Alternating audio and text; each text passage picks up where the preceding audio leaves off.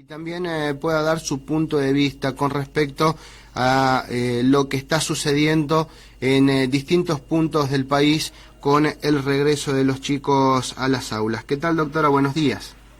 ¿Qué tal? Buen día, Fabricio. ¿Cómo están ustedes? Un saludo para vos y para toda la audiencia. Un placer poder dialogar con usted y bueno, mucho venimos hablando nosotros desde la semana pasada que se dio a conocer o que ya se hizo efectivo el retorno de los chicos a las aulas, cuáles podían ser los riesgos que corrían los mismos dentro de lo que es la presencialidad. Mucho se hablaba de espacios dentro de lo que son las aulas, mucho se habló del transporte para lo que es el traslado obviamente de los chicos hacia cada uno de los establecimientos.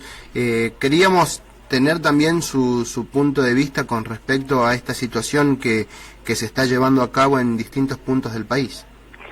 Sí, mira, a mí lo que me parece que lo primero que tenemos que pensar y sobre todo advertir al conjunto de la población tiene que ver con lo siguiente.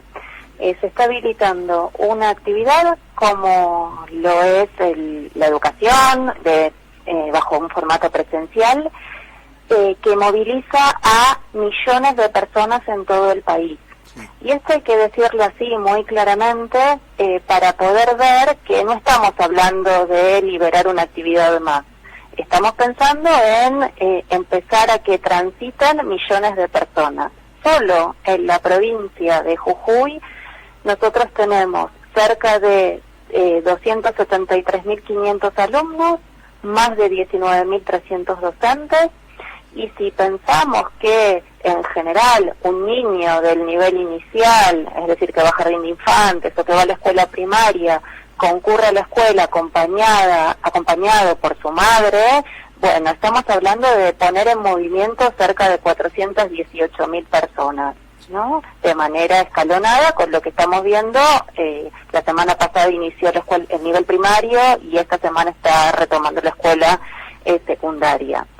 En este contexto, entonces, lo que hay que destacar es que además se envía a las y los docentes y también a las familias de los alumnos y a sus alumnos de forma completamente desarmada. ¿Por qué? Porque ninguno de los docentes de la provincia, y me animo a decir inclusive, digamos, esto es un problema general que atraviesa todo el país, ha sido vacunado en forma previa para poder garantizar de alguna manera esta actividad presencial.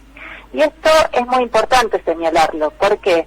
Porque efectivamente el cierre de escuelas, que buscó evitar la concentración de personas y el movimiento de personas, algo que fue mundial durante el 2020, sí, se realizó porque todavía no teníamos, digamos, una solución científica y técnica para evitar los contagios masivos, como sí existe ahora con las diferentes vacunas que han producido diferentes laboratorios.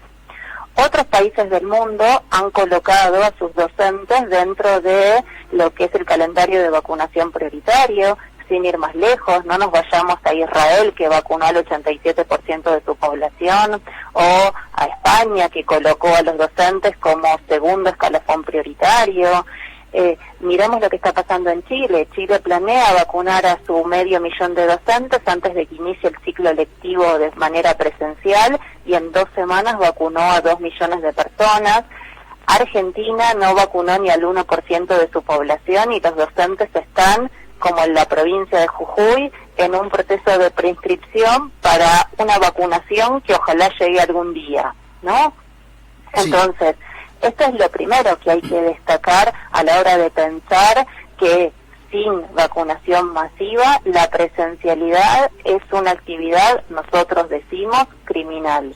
¿Y por qué digo esto? Fijémonos que a poco de iniciar las actividades presenciales en las provincias que, por decirlo de una forma popular, picaron en punta, Jujuy o la ciudad de Buenos Aires, nos encontramos con proliferación de casos entre docentes e inclusive los alumnos. En este punto, el día de ayer se conoció el caso en la provincia de Jujuy de que ya procedió a aislar a la primer burbuja un grado con un contagio de un niño de 2º grado. Tenemos además en estas 2 semanas cerca de 21 escuelas, 3 en la capital, 8 en el interior, que están reportando casos positivos o sospechosos, es decir, en estudios, y en la provincia con el aislamiento de 1 grado. Entonces, este es un pequeño botón de muestra de lo que ocurre si nosotros empezamos a desatar la actividad educativa de manera presencial sin haber vacunado previamente ni a los docentes, que sería como a priori lo mínimo que habría que hacer, ni a las familias, ¿no?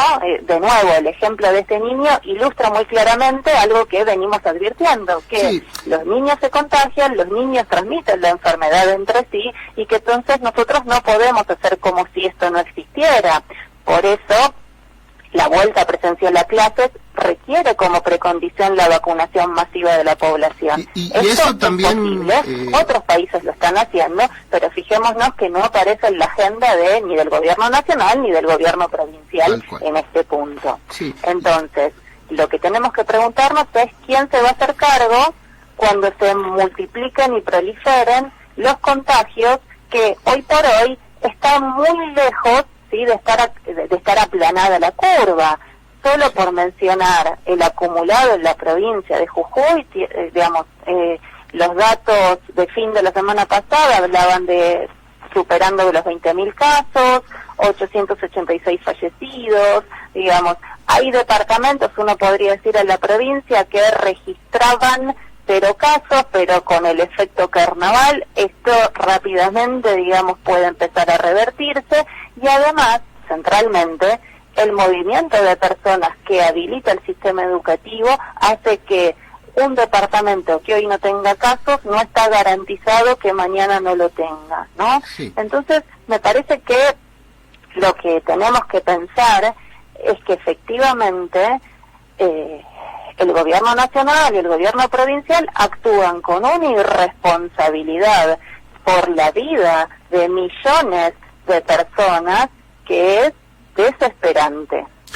Y más allá de eso, doctora, la escuchaba muy atentamente, y es verdad, acá se empezaron aislando diferentes grados, dado a que había casos sospechosos en familiares, sobre todo de algunos alumnos, que la finalidad principal era tratar de tener el normal dictado de las clases, y el tener que ir aislando una semana sí y otra semana no a los chicos en diferentes grados, también termina siendo muy caótico para lo que es el aprendizaje de los propios chicos, porque lo que se busca es tratar de brindarle las mayores herramientas de aprendizaje, pero esto lo único que termina haciendo es ser mucho más conflictivo la metodología de aprendizaje, si lo queremos comparar con lo que es la virtualidad. Sí, lo que pasa es que, acá lo que hay que ver es que estamos frente a un chantaje, podríamos decirlo de alguna manera, ¿no? Porque ¿qué dice el gobierno nacional y los gobiernos provinciales? Esto aúna a todo el personal político de todo el país de diferente signo y color. Bueno, que en realidad están preocupados por la desigualdad educativa que se va a profundizar por la pandemia, dado la falta de conectividad y recursos tecnológicos de millones de alumnos en todo el país. Recordemos que, en Argentina, de cada 10 chicos, 6 son pobres, ¿no? Entonces, ese es el escalafón que tenemos, e inclusive cuando uno mira, y el mismo Ministerio de Educación Nacional reconoce que hay 4.300.000 alumnos de todo el país que no tienen dispositivos digitales para garantizar de forma exclusiva el proceso de educación remota, y casi 1/3 de los docentes también carece de ellos, ¿no? Es decir, a lo mejor hay un dispositivo que tiene que compartir toda la familia. Entonces, este es el cuadro de situación en un contexto de pandemia, porque estamos muy lejos de haber superado la pandemia, muy lejos de vacunar masivamente a la población. La tarea de la etapa debería ser, primero, garantizar la educación remota y virtual, ¿sí? Sobre ese 4.300.000 de alumnos que no tienen computadora, en todo el 2021 el gobierno nacional planea repartir 500.000 computadoras. Entonces, lo que hay que observar de esto y concluir es que es el gobierno el que va a profundizar la desigualdad educativa, y en lugar de resolver ese problema, lo que dicen es hay que volver las escuelas, aún si no está vacunada la población, hay que garantizar protocolos que son imposibles, porque nosotros ya conocemos en el estado en el cual están las escuelas, que no disponen de agua, no tienen metros cuadrados para garantizarle el distanciamiento social, van a tener que atravesar el invierno con ventanas abiertas, puertas abiertas, ventilándose, porque sería la única forma de garantizar de alguna manera que el virus no se concentre y se difumine en esos espacios cerrados. Y porque es uno de los ítems del protocolo, justamente, el tener los espacios abiertos. Exactamente.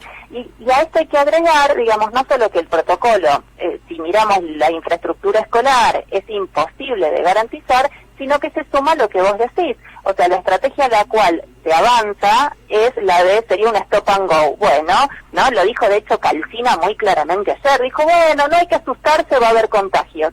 Digo, ¿cómo podemos escuchar de la ministra de Educación de la provincia que nos llame a contagiarnos sin asustarnos? Claro. ¿Es ella la que se va a hacer cargo de las muertes que se produzcan? Y quiero decir, la mayoría de los protocolos deslindan esa responsabilidad. Primero en las escuelas, que cada una tiene que garantizar el protocolo como pueda, y luego en las familias, que son las que tienen que hacerse cargo de autorizar una presencialidad que además se presenta como obligatoria, ¿no? Entonces, digo, nos envían sin ninguna herramienta a las aulas, va a ocurrir esto que vos bien señalabas, que va a haber, digamos, que se va a producir una discontinuidad en el sentido de, bueno, a medida que se produzcan contagios, van a ir una semana, van a estar aislados la semana siguiente, y si yo no garantizo, además, la educación remota y todo lo necesario para ella, bueno, lo cierto es que lo único que va a garantizar la presencialidad es mayor cantidad de contagios y por ende también de muertes. Entonces digo, en lugar de atacar el problema que tenemos por delante, señores, dispongan todos los recursos necesarios para, 1, comprar vacunas para toda la población, 2, garantizar todo lo necesario para la educación remota, y esto incluye dispositivos, conectividad gratuita y designación de docentes, porque quiero decir, el seguimiento de la educación remota requiere un nivel de trabajo personalizado de las maestras y los maestros con los alumnos,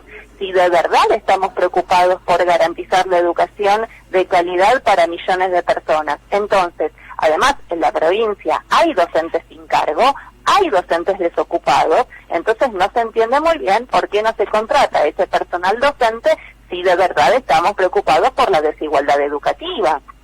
Entonces digo, tenemos formas sencillas de resolver este problema. ¿Qué es lo que hace falta? Destinar recursos. Y entonces me parece, y esto es muy importante que lo veamos, es que en lugar de los sindicatos docentes garantizar la presencialidad cuidada, que está muy lejos de ser cuidada, tendrían que colocarse a la cabeza de la defensa de la vida del conjunto de la población, arrancando por la vida de sus docentes y de sus estudiantes. De nuevo, es simple, hace falta recursos para comprar vacunas, para vacunar a la población y garantizar todo lo necesario para la educación remota. Y esto, digamos, no solo uno encuentra aquí una alianza entre los sindicatos y los gobiernos garantizando esta presencialidad criminal sin vacunación masiva de la población, sino también, la verdad es que podríamos decir, los problemas que quienes dicen que quieren construir un mundo diferente, la izquierda tampoco se colocan, digamos, a la cabeza de esta lucha. Escuchaba antes la entrevista que estamos más preocupados por ver la rotación en las bancas que por garantizar una campaña masiva que efectivamente visibilice el problema de la vacunación como una tarea central del conjunto de los trabajadores. Bueno, en el medio entonces luego escuchamos esto, Calcina diciéndonos, bueno, no nos asustemos, nos vamos a enfermar. Sí, tarde o temprano. Ese es el pensamiento que lamentablemente tienen. Me quedan muy pocos minutos antes del servicio informativo y quería hacerle una consulta. Tuvimos la chance de hablar con el doctor Oscar Atienza, nosotros con anterioridad, quien es especialista en salud pública, y él nos manifestaba dos cosas que dejaba bien en claro, que las aulas estándar de 6x5 están capacitadas para poder recibir 5 alumnos teniendo en cuenta los protocolos de distanciamiento. Y la otra, él daba a conocer de que lo más coherente hubiera sido que posterior a lo que suele ser el receso de invierno dentro del calendario educativo, tendrían que haber empezado con la presencialidad, debido a que a esa fecha se prevé que todo lo que es el sector educativo ya se va a encontrar vacunado. ¿Coincide un poco con estos puntos de vista que nos había dado el doctor? A ver, efectivamente, cuando antes yo te señalaba que la tarea de la etapa tiene que ver con la vacunación masiva de la población, quiere decir algo muy sencillo. Estamos hablando de que la vacuna ya está desarrollada, la vacuna se está produciendo, con lo cual no se entiende si no es por un afán criminal,